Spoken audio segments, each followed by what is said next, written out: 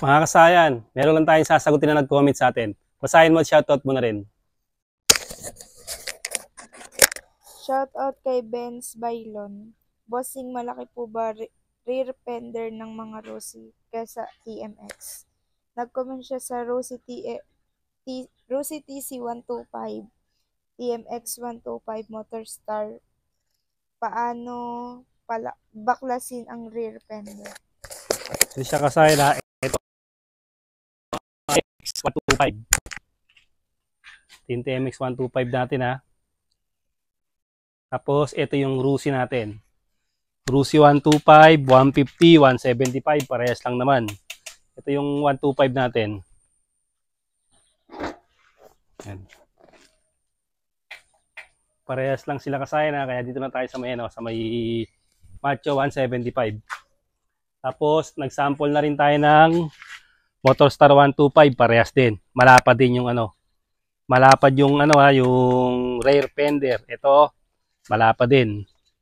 Tapos yung TMX 125 ay mas slim siya. Mas slim siya kasayan ha. Pero pagka ilalagay naman natin to, ito pansinin niyo mabuti ha. Yung mas malapad na to, kakasya siya rito kasi may spacer pa siya oh. Ito siya wa. Tingnan natin yung spacer sa dulo wa. So susukatin natin para malaman natin kung kakasya siya wa. Ito kasi sukatin natin yung space sa ilalim ha. Ito, tutong sa ilalim.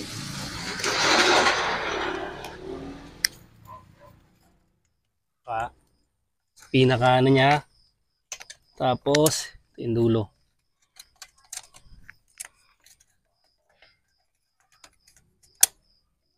Ito ha. Pantay niya. Yan ha. Ilan? Lalim. 101. 101. Dito tayo kay dito na para tanggal na yung gulong. 2C125.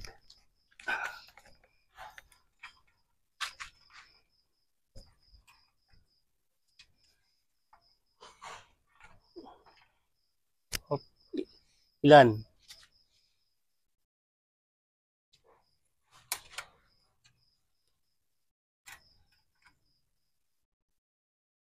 Hmm. 101 din. 101 din. Dito sa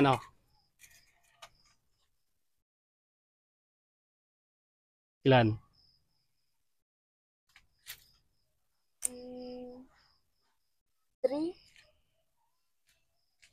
3 lang.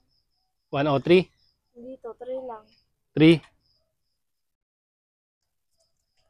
Oh, dito.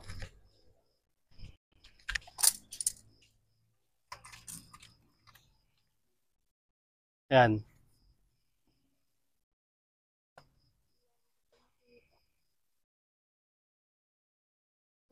Lagpas lang to ng konti ng 101.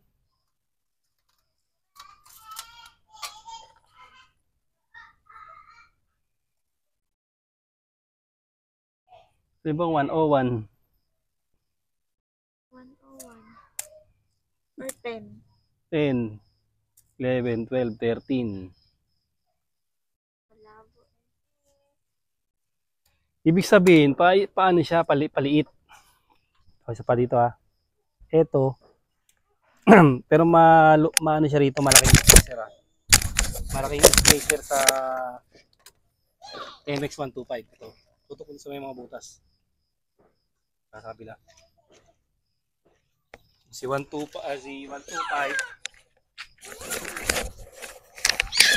halos punuan siya.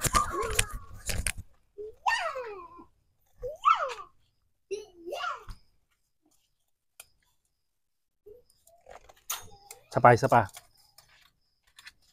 Sigurado.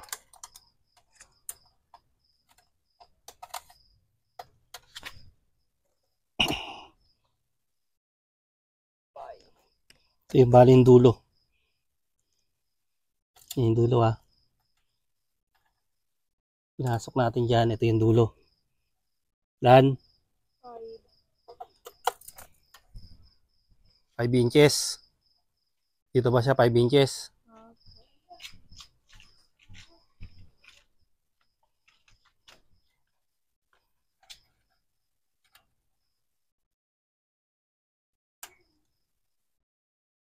Tingnan mo ilan.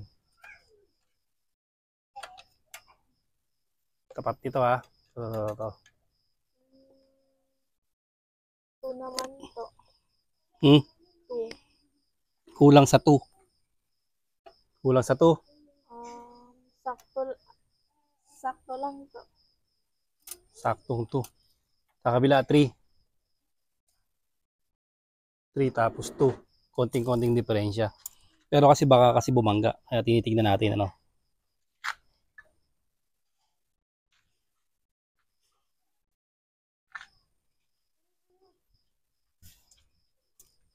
Kasi sa mga sukat yan dito, walang problema.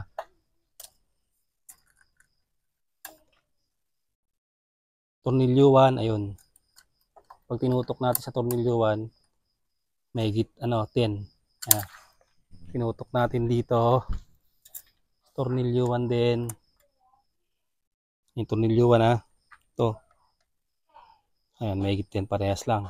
Tapos, dito, spacer. Kasi parehas naman sila ng ano eh. 6.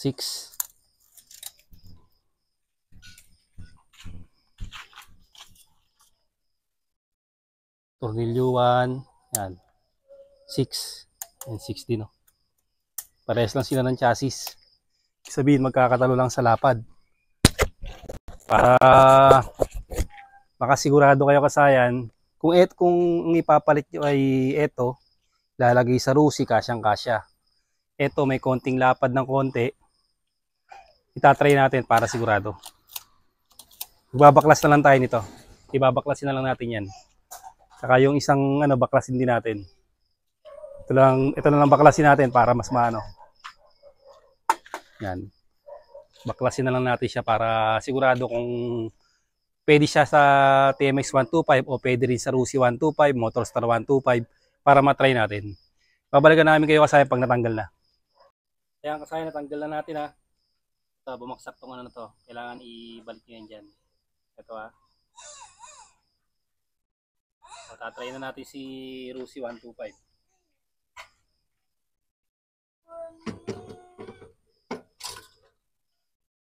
Titingnan natin kung kakasya siya.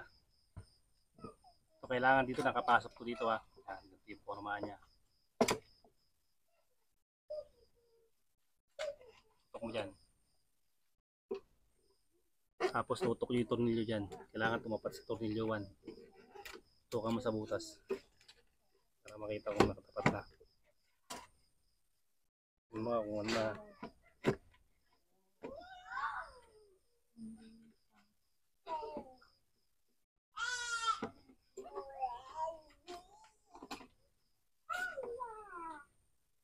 Dito, tutok mo rito. Sa gitnaan.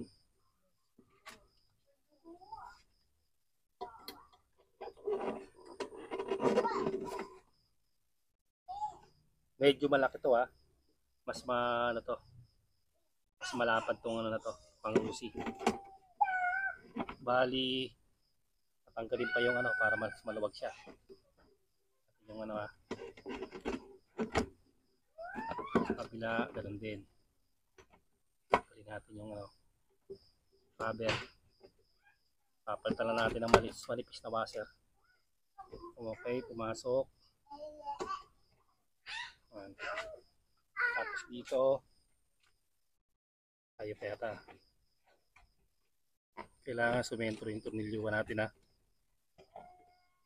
Kabila, wala.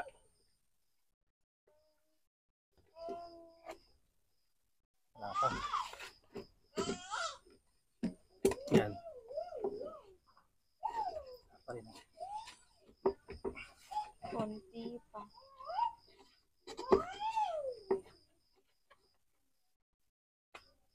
Tignan mo dito, baka mamaya dito mapat sa tornilyo natin. Kulang tulak yun. Ayan.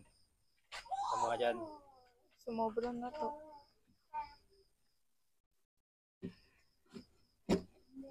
Yan. Yung kabila wala. Kulang.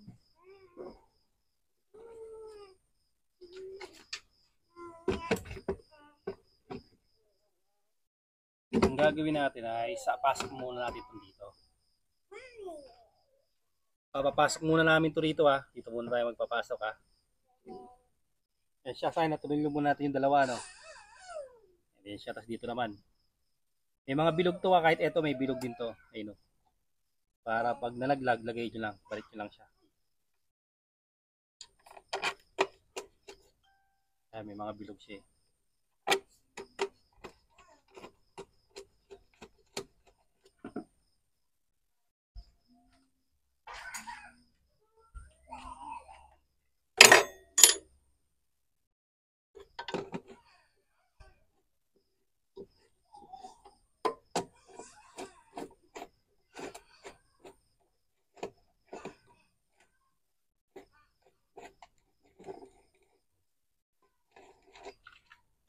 Yan, tumutok yung alam yung isa.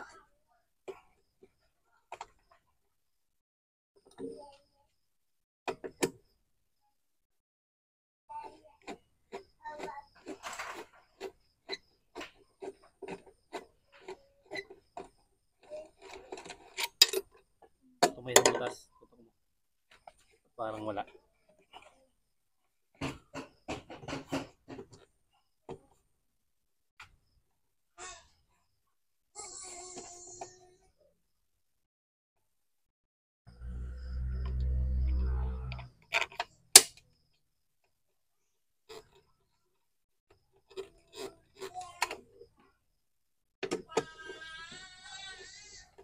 Yun.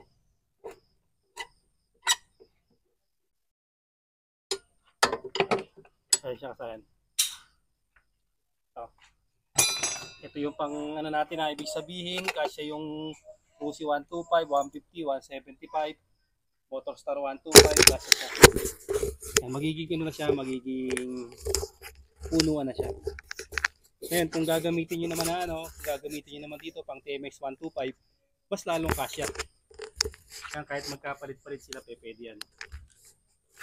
So, kahit naman ipilit nyo ito, kakasya naman ito kung ipipilit nyo na yan na ilalagay. Masikip lang siya ilagay, pero kasya kasi ito winelding to. Kayang-kayang kahit hindi alisin itong goma. Ito, pag ganito, pwede naman lagay siya ng washer para mas matigas siya.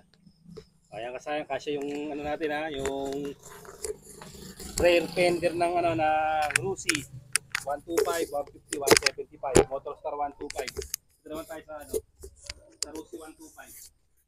Sa Rusi 125 naman, mas lalong kasya. Yung kasya sa Rusi 125 yung ano pang TMX na rin, no? Pang TMX 125 kasi may spacer siya. Mas maluwag. Yan, maglalagay lang din naman tayo ng ano diyan, washer. Kung may gomang washer, yung goma para kumbaga sa coin, iwas vibration. Yung goma yung ilalagay natin diyan. Balik ka sa akin, malapad yung rear fender ha, kasi marami sa atin nag-comment dito na ano na kung pwede daw ba yung pang TMX 125 sa Rusi 125. Pwede ka sa yan. Kayang-kaya yung ano yan, kayang-kaya yung ilagay yan. Tapos ito, pag tinanggal nyo, ito lang hugutin nyo, isuksok nyo lang uli sa kulay-kulay. Yan lang naman siya, brown park light, tapos brake light, green yellow, tapos ground green. Hanggang dito lang mga kasayan. Salamat sa panonood.